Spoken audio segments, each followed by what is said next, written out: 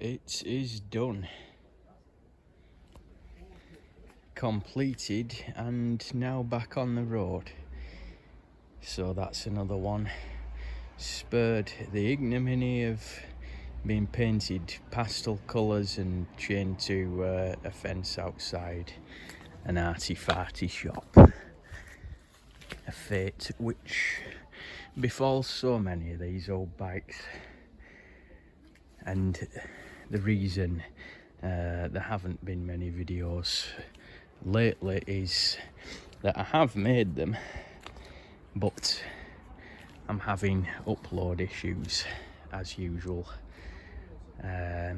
So they are there, but I'm struggling to upload them, which has annoyed me because some of them are quite good videos, but I will keep trying.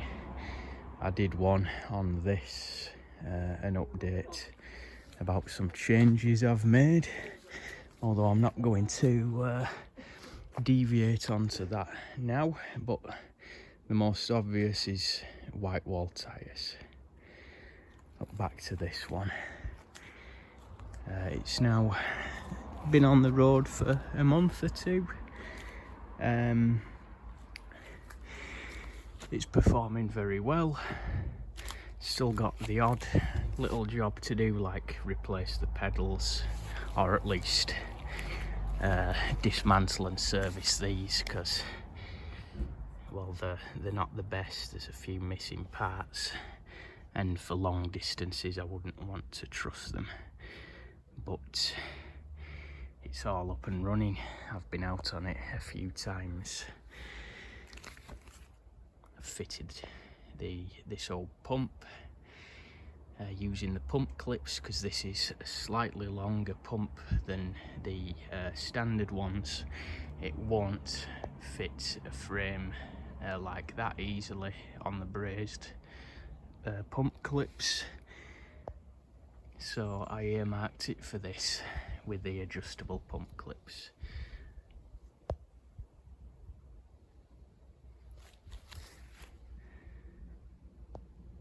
So I'll just make comments where necessary. The rims really want blacking again. The brakes are very good, well, to an extent.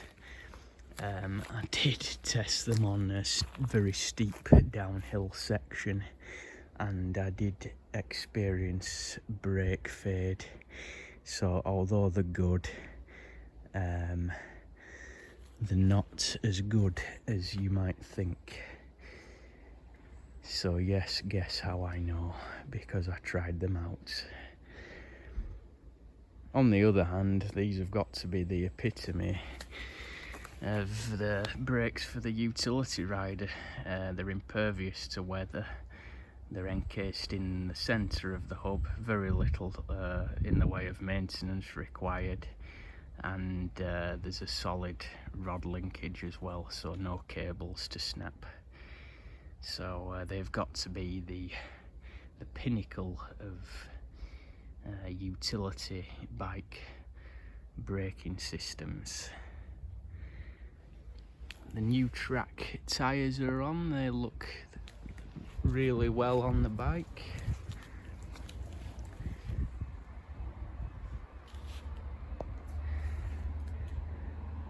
The Dunlop handlebar grips there.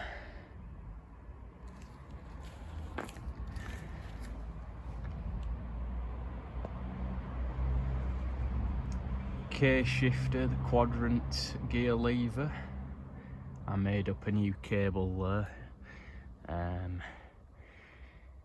without the black covering, of course, because that would be impossible to replicate, but it does the job and it's reliable.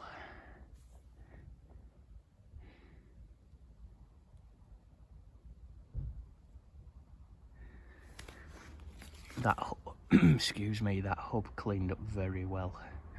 It was protected under layers of oily grime. Same for the spokes there at the hub end. All the rest have gone corroded. It will need re-spoking at some point.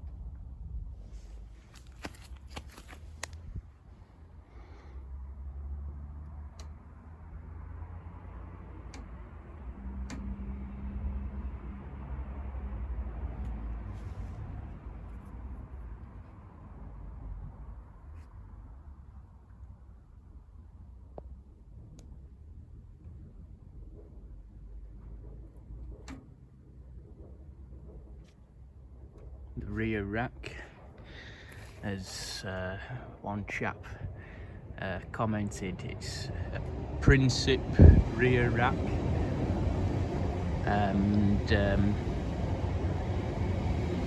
that's come in handy. Not the biggest of things, but it comes in handy for carrying stuff. Got the Dunlop tool bag there. Always wise to carry a few essential tools. That was a cycle jumble find, so that's a handy little thing, nice touch.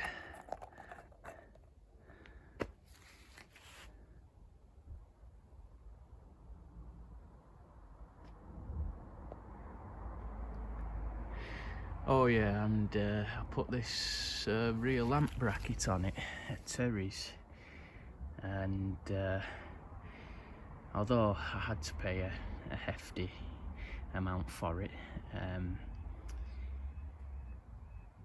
as you can see, it's been very well cared for.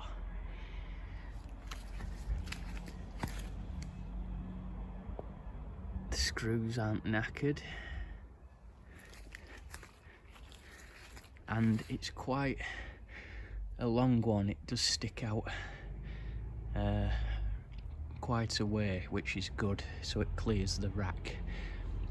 You see some arrangements where if you have a rear rack fitted, the stay can obscure the lens, the rear light, but that is quite a good one. Also nice and symmetrical with the cut out T there. So I'm thinking a good oil lamp will be nice for that. But yeah, that is more or less it, folks. Oh, and I should mention, what's that? That's the trouble with oiling things and open chains. They're just like a magnet for dust and seeds and things. The chain, where is it now? You may be able to just see that. There we go. The Coventry, it is a Coventry chain, which brought back memories of a Coventry Eagle I had at university, which was totally clapped out. It was really worn out, and I went out on a ride one day very far from home, and the chain snapped, which resulted in a long walk back home. And that was when I was around Hull, and there aren't that many hills there, so opportunities for going downhill were few and far between. I've since taken more care of things and replaced things when they're worn. But that's it. Next one, we'll be going out for a ride on it.